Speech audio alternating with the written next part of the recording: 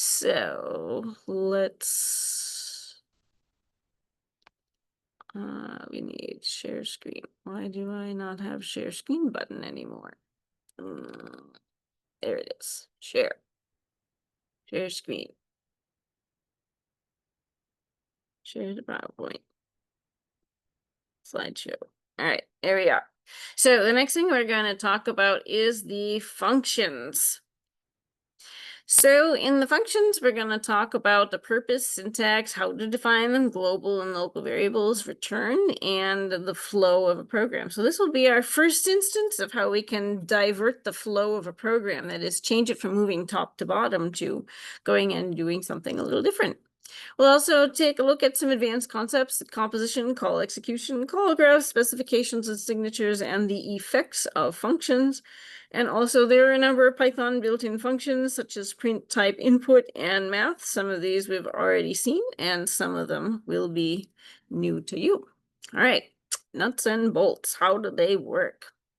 So a function is a block of organized reusable code that is able to do one action. You could in fact actually make it to do multiple actions, but really you want to keep it nice and simple.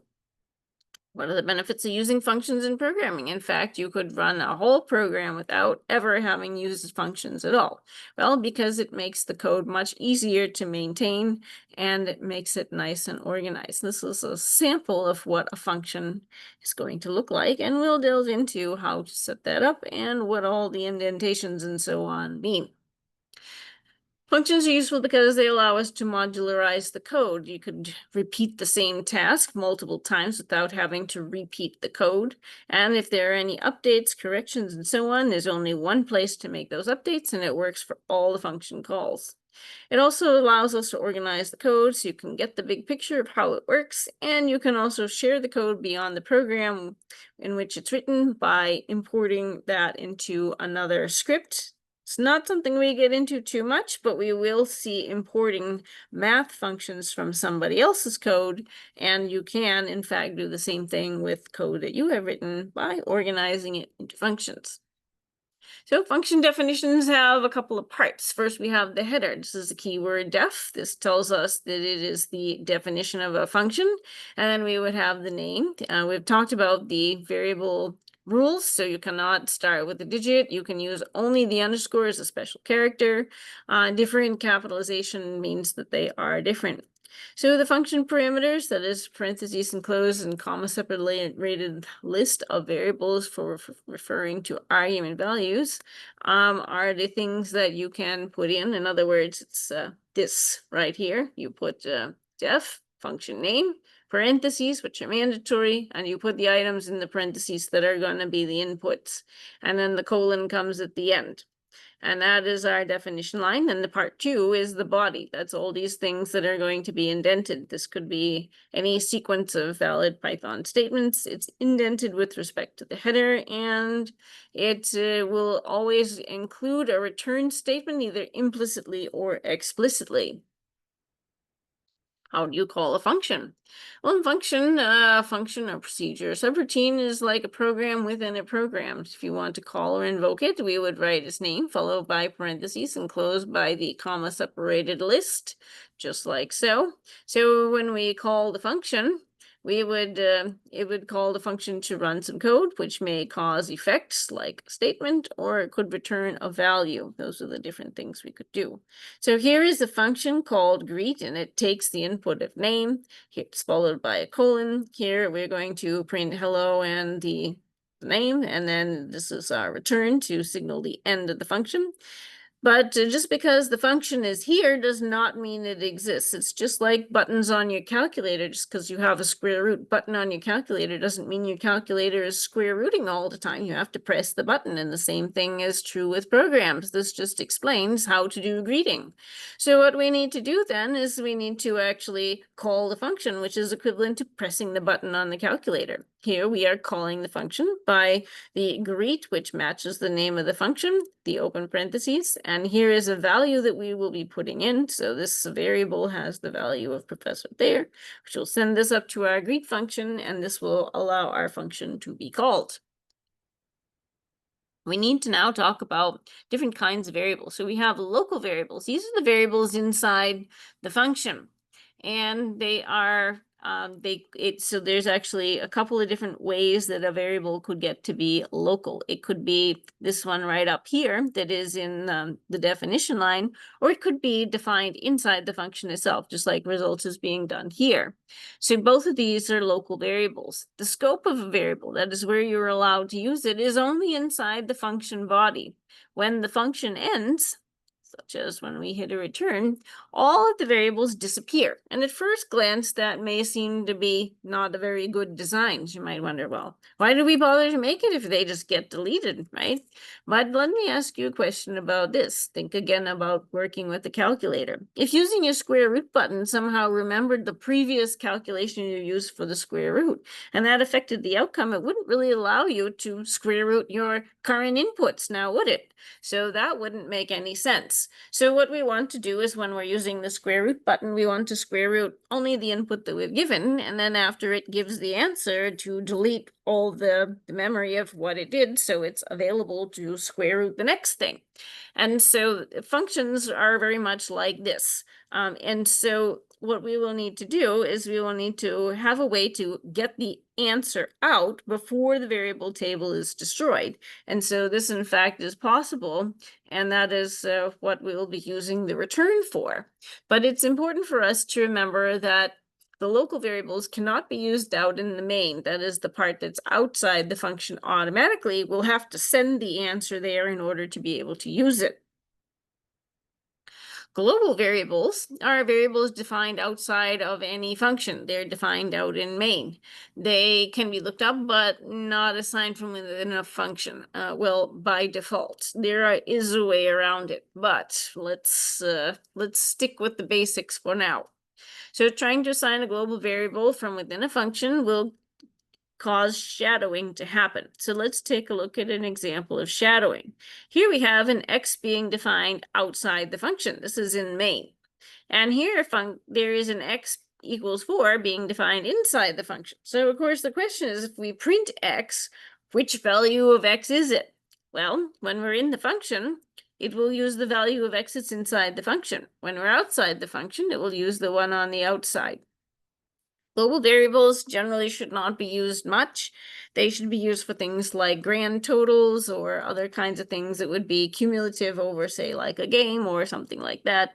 But most of our variables should be of the type that are the local variables. All right, let's do a little comparison here. So here we have a function called greet, and here we have another function called greet. And the difference between these two things on the left and on the right is that this one has a variable called name, and this one has a variable called x. So first thing we want to consider is, does this make a problem, and which one has shadowing?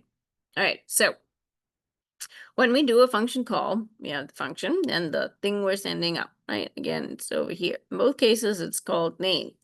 All right, so, but it in fact does not actually send name. Remember, we said it will resolve things. And so what that means is that it actually substitutes in the string professor there. So in fact, the thing that is sent is actually the string, not the variable itself.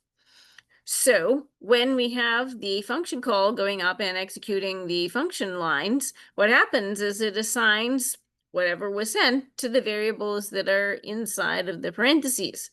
Now, because these are both the same, this indicates that we have shadowing here. We have a global variable called name, which originates right here, and we also have a local variable called name, which is this one right here. So in this case, we do not have shadowing because x and name are two separate variables. So there's no shadowing. But you might think that this no shadowing causes a problem, right? Because we send up name and it doesn't match. But what I was just saying is that actually name isn't sent anyways. It's the value that's in it that gets sent. So because the value is sent, it makes no difference whether the variable being sent and the variable receiving are matched or not. They just need to send up the appropriate type to the variable, and that is all that happens. In this case, we do have shadowing because there are two copies of name in this example, whereas in this example, X and name are two separate variables, so there isn't any shadowing. Now, next thing we need to talk about is the return statement. So the return statement will abort the execution of the statements within a function body. Anything that comes after a return in the same indentation cannot be run. So the value of following return is going to be returned to the function's caller. This is in fact how we get the answer out. So we run a function, and remember I said the variable table is destroyed. Boom, gone. So how do you get the information? Well, you have to send it, and this is how it gets sent. You do return, and the thing after it, which will be saved when the variable table is blown up. So if return is not followed by any expression, then none is assumed. That means you don't return anything of substance, but we have to say something. So we say none. If the function body ends without a return statement, then return none is going to be assumed. It will be built in. It's another example of one of those helpful things that Python is doing for you. So all functions do return something. Just some functions return none, and some functions have implicit returns. As you're getting started with coding, I highly recommend you do, in fact, actually write the return. So what about that none? In Python, there is a type with exactly one value. The type is called none type, and its only value is called none. So we've talked about a variety of different types. We talked about strings, ints, floats, and so on. So this is another example of a type, the none type, and the only value it could have is none, meaning there's no information. Seems a little strange, but it is how we represent the idea that nothing is being returned. This is how we can see the flow of the program with functions. So in a normal program, we run from the top to the bottom. Here we want to print out a message, a greeting message. So this is the very simple version, which we already all know how to do. We have a variable and we print hello and that variable name. Notice here we get exactly the same output, but the interesting thing is that we are doing it in a very different way. Wow, look at how much more complicated it is. So let's break it down and understand what's happening. In the linear version, we are running from the top to the bottom. All comments, a variable gets assigned, and we print the variable. Very simple. All right, let's check how all the flow is moving in this example here. From the beginning, we say, okay, comment. Now, the next thing that happens is we encounter the function. Now, it is very important to realize that the function is not executing. Again, you have a button on your calculator. Doesn't mean it starts doing anything until you press the button. This is just explaining what the button does. So we have a greet, print, and return, right? So definition, something for it to do, and then the return statement. So here we have a variable being set up just as it was over here. And now instead of printing just directly, now we're going to be printing using this loop right here. So, excuse me, here's our function call, greet, and then we send up the variable that we want to run. Make sure that they match in terms of types, right? It's not important that it's name versus name. So we do have shadowing here. So we send up the variable value of name, just press there, this string here, this goes up to here. Implicit variable assignment happens. We now print out hello and the value of name, which comes from the local copy of name. Results in this output down here, the printout.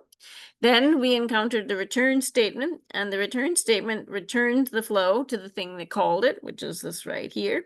And then we move on to the next thing, which is nothing. So that's the end of the execution. So the flow in this case has this roundabout circular kind of a structure, which is a little bit more complicated, but it is what allows us to call the function from any place in the program and why it can be reused. Whereas in this case, if we wanted to redo the same thing, we'd need to copy the code. So this is how they compare. It's important to understand the difference between returning and printing a value. So a value that is going to be returned from a function is available for further use with the program. It can be assigned to a variable used in an expression.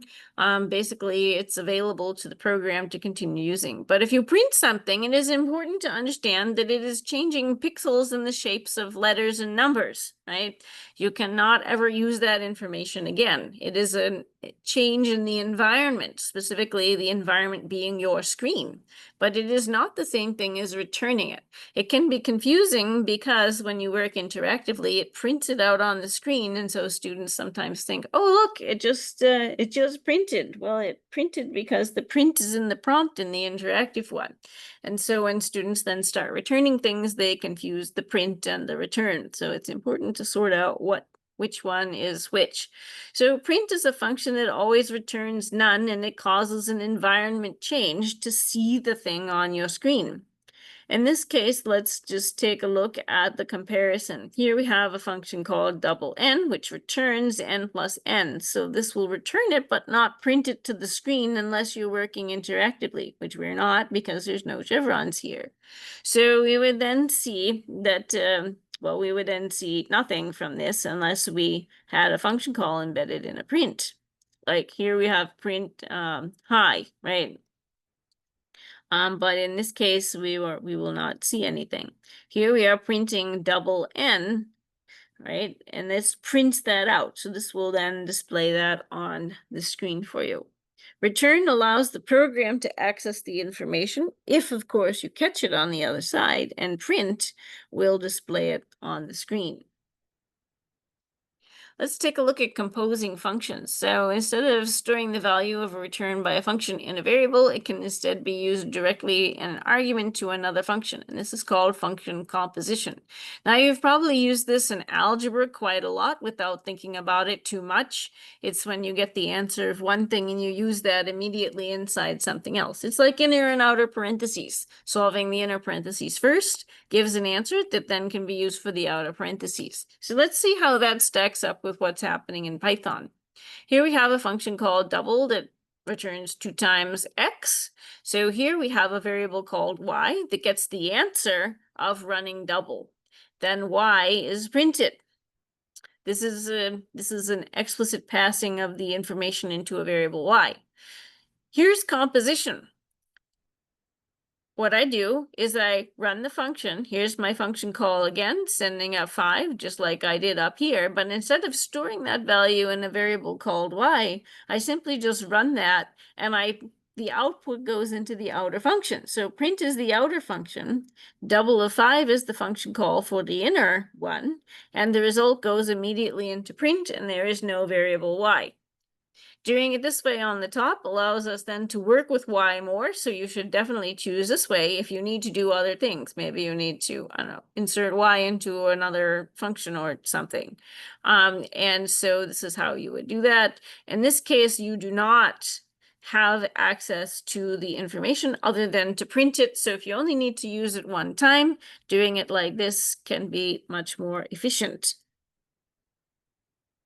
All right, this is an exercise in lots of function calls. So this illustrates a couple of interesting things. All right, so let's just look through the code here, and then we're going to trace out what actually happens. So here we have a function called calc length. So look what it's doing. It's multiplying 2 numbers together, right? So you're gonna do, okay, you have some tiles of some size, and you have some number of tiles. So think of like rectangle tiles, okay? In the classroom, you have a nice ceiling with rectangles, panels on the ceiling. So we're thinking something like this. If you have the size of the tile and the number of the tiles that you have, you could just multiply them together to get the total dimension, which is what we're calculating here. And here we could also do it in the other direction. So you have a length direction and the width direction. Again, you have number of tiles and the size of those tiles, which is the dimension in y, and we could return that. So in essence, these two are doing the same thing, but we're just broken it out. All right, and now if we wanted to compute the area, we would need to have side 1 and side 2, dimension x and dimension y. Now look at what's happening here. We're going to calculate the horizontal and vertical separately by, calling the functions from inside of a function. Can you even do that? Yes, you can. So here we have a function call that inside the calc area function.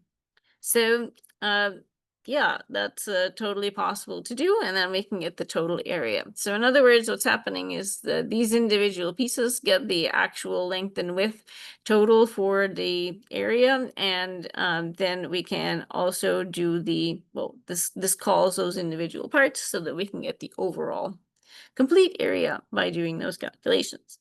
So just because we have the information here, again, doesn't mean the function is running. What will happen is we will need to have a function call to actually run anything. So here we're going to have the number of tiles on each side of the wall. Side 1 has 1 tile and side 2 has 2 tiles. And these are the dimensions, so it's going to be 3 by 5. So what we do now is we are going to have the function call that will start all of this. So watch what happens.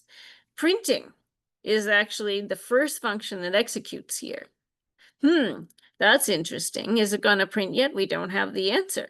So it's like this. The printing starts, but it is unable to actually finish until we resolve what's inside the parentheses. So it starts, but it doesn't finish. Now the next thing that happens is calc area starts. So we go whoop, up to calc area, sending side 1, side 2, dimension X and dimension Y, which are defined right here. So that's fine. And this is expecting 1, 2, 3, 4 values.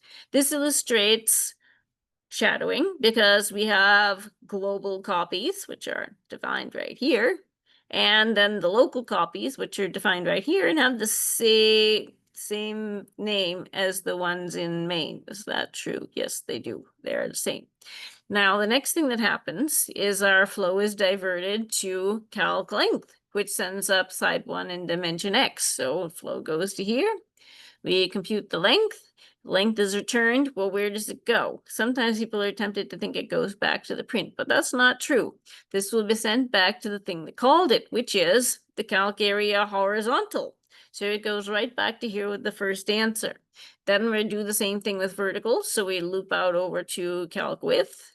We send in the information, do the calculation, and width comes back, which goes into a variable called vertical. And now finally, the area will be the horizontal times vertical. And we are returning area. Well, where do we return it to? Well, what thing called calc area? Well, this print called calc area. There's the call right there. So area goes back into this one, and that is embedded in the print. So now finally, print will complete its printing and print out the total area. So to recap, this illustrates a few interesting things. It shows about shadowing one more time, because we have 2 copies of the variables. It illustrates about passing information in and out of the functions. It illustrates that we can call functions from inside another function, and that we can pass that arrow to various places. We had 2 times when it jumped out of the calc area function to other auxiliary functions, came back to the calc area function, which then came back to the print. And it also illustrates that when the first outer function is called, it is maybe the first to be called, but it is the last to execute. So the printing is the final thing that happens here. All right, so there's also a number of Python built-in functions. Some of them we have seen and some of them will be new. So familiar Python functions, we've already seen the type with an expression after it, and we talked about print pretty extensively.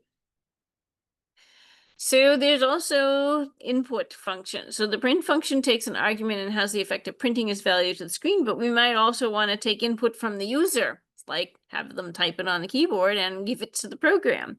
So in order to do this, we can use input. So you would say input and then provide a prompt. This will return a string containing whatever the user typed, and this is how we get input from the keyboard to the program.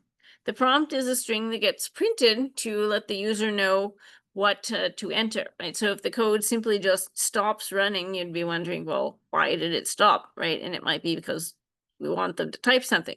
So you need to supply a prompt. So you use input and then something goes in here. So like maybe you want to get their name. So input, open parentheses, what's your name? So it displays it when it pauses so the user knows to type their name. This, just like any other function, will return it back, but you need to catch it in something. So we'll catch it in name. So here we have name equals input, what's your name? Then the user will type something and it will be captured. And now we can capture it in name. Name gets the value of the result of executing the input function. So now we will print. So since we have information stored in the new variable name, we can print out this sentence. This illustrates how to put all of these things together using concatenation. There's also coercion functions that convert values from one type to another, and they are named after the target type. Stir, int, float, and bool. Sounds kind of like the types. Well, it is. And so what they will do is they will attempt to cast whatever you supply to it into that type. So in other words, if you do a stir of an expression, it will attempt to make that into a string. Int will similarly make it into an integer, float and bool will do the same, respectively. So what they do depends on the argument. Oh, and I apologize that this looks like it got a little messed up so you can't read everything. Okay, so what they do depends on the argument, and some conversions are not going to make any sense, and others may be counterintuitive. So let's take a look at some of the things that could happen. If you do into 3.999, look what it does. It does truncation. So it cuts off the decimal part. You may think, oh, it will round it up to 4, but in fact, it doesn't. It will cut off the decimal part and just give you 3. Boolean of Boolean of false is true. That's interesting. Well, this is because the Boolean values will be true unless it's exactly 0. So since false is not 0, it will be true. Boolean of false will give us false, and that's because false evaluates to 0, and Boolean of false will be type false. Boolean of my string will be true. Basically, Boolean of anything besides 0 will give true, so that may be a little bit unexpected. Not surprisingly, we cannot convert hello into an integer. That's why this one gives an error message. All right, so let's see what we have here. So sometimes we may attempt to, oh, these are actually just the same ones we looked at. Sorry, I apologize. It covered some of the text on the previous slide. I think it should just be here. All right, so these are the examples. If an expression has a type different from the one expected, Python may silently try to coerce it into something else using the coercion function. This is called implicit coercion because you did not explicitly code it. So we saw this with print already. So if you attempt to print something that's not actually a string and it only accepts strings, what it's going to do is try to do stir of the thing you're going to print. So in other words, print of 2 plus 2 really works out to be print of stir of 2 plus 2. 2 plus 2 is 4. Can you take string of 4? Yes, that works. It gives the string 4, and then it prints that. So those are really all the steps that are happening. But of course, things could go wrong if some types that are unable to be coerced got into these implicit coercions, which is why we mention it. Coercion and Booleans. So Booleans have the property that they can be coerced into integers. True gets the value of 1, excuse me, and false gets the value of 0. So overloading of Booleans and math expressions can work. So some of these expressions may seem like they don't make a whole lot of sense, but if you just substitute in their appropriate number using this table up here, then it will work out. So true plus 2 is really 1 plus 2 is 3. You substitute in 1 for each of these and it all works. Now we can do the same thing with false. Now, look what happened here. We got an error. Why? Because division by 0 is undefined. So you cannot do 3 divided by false, whereas all the others can do false times 0. 0 times 2 makes sense. 2 minus 0. 0 plus 2. Those all make sense. This one is undefined, which is why you get that error. There's also the math module. This allows us to expand out the basic mathematics that we can do with Python to a greater set, and those are included in the math module. So in order to get them, you need to import math. So we simply just do this, and that allows us then to work with those things. So it has a lot of different functions in there: sine, cosine, tangent, pi, trigonometric stuff. To call them a function, then you would simply just use math dot, and then you would provide the name of the thing you want to use. Obviously, it has to be in the math in order to use it, but this is how you would do it. So like to do log base 10, you do math dot log 10, and then this number, so this would be 2, right? 10 to the second power gives us 100, so this is asking which exponent that would be. We'll work with the math functions in the upcoming lab. It's not a class about math, so don't worry, it's not going to be too terribly difficult, but if we say take log 10, you should be able to figure out how to do log base 10, that kind of thing is the level that we're working at in this class. You can also use composition with the math module, so you might be accustomed to doing this in your algebra or calculus classes. So similar to the use of the parentheses we've seen, Python can return a value from one function and pass it to another. So it's not surprising on how to solve this. And we know from order of operations, we would add 3 plus 1 first and then multiply by 5. So that's how it would get parsed. We can do a similar thing where we have an inner parentheses and then an outer parentheses. So for example, this looks like a monster of a statement at first, but just break it down. So you go to your inner parentheses, it's going to take the square root of 4, which is 2. So then this just means it's going to take the sine of 2. And we get this answer here. Python has this idea of dynamic typing. That is, that a variable may have a different type over its lifetime. And this does contrast with a lot of other programming languages. So if you have some experience programming in other things, you may be used to the type declarations. Python doesn't do any of that. It allows you to make whatever type you feel like as you go along, and it could even be 2 different types throughout a program. So let's see an example of that. So let's say x gets the value of 5. Great. What's the type of that? And well, it looks like an integer to me, and Python agrees. Now we're going to do a coercion. We're going to convert x into a float. And now we ask Python, what is the type of x? And it tells us a float. This is an example of dynamic typing because the same variable x has a type int and it has type float, all in the same program.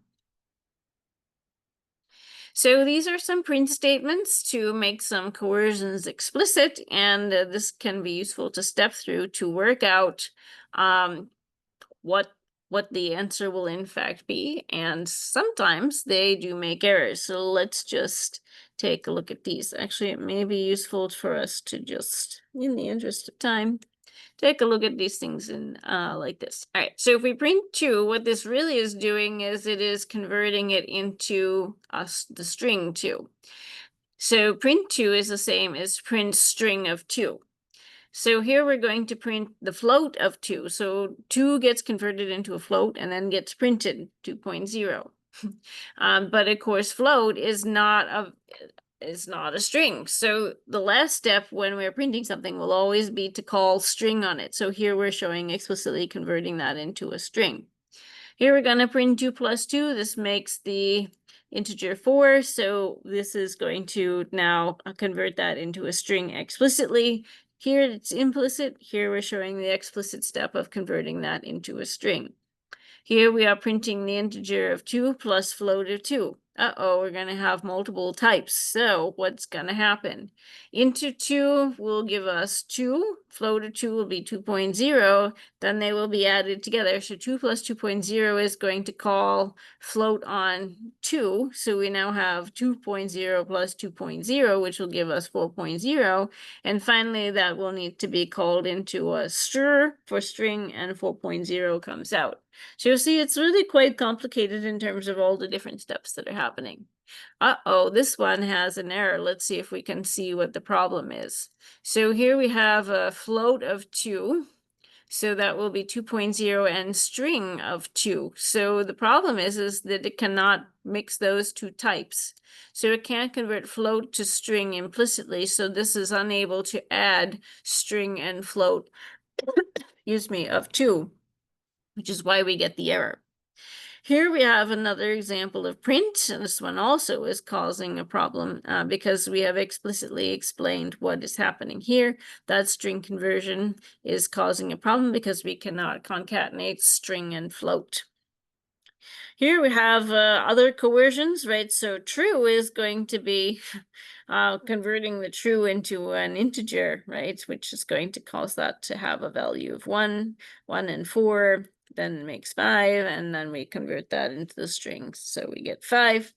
And here we have the true times false, which is going to be 1 times 2. What's really happening here is we're converting the true to an integer, and same with false. And then that whole thing is being converted into string, which then gets printed out. Implicit coercions, a lot of steps going on here. Just work from your inner parentheses to your outer parentheses. This is how we can get through these problems.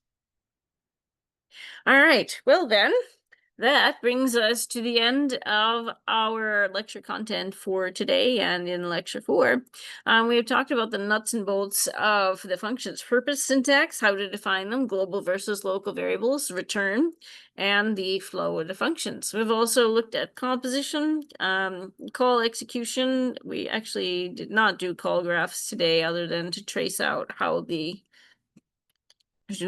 calls work. We looked at the specifications and signatures of the functions, and we have seen the effects that it can make, such as displaying something on the screen. We also took a look at Python built-in functions, print input, the coercion function and how they work, and the math module. All right, well, I hope this was a helpful overview of some of the content that is coming up. We have opportunities for you to work on some of these things in our upcoming lab exercise that will take place on Thursday. Don't forget to take a look at those assignments and upload that if you'd like to get feedback. Again, this course is not graded in the mini version, so it is all just for your fun. But if you do decide to take the real class, this will give you a head start on some of those problems you'll be doing throughout the semester, and also should give you a sense of whether this is the right class for you. All right, thanks so much. Do you have any questions for me at this point?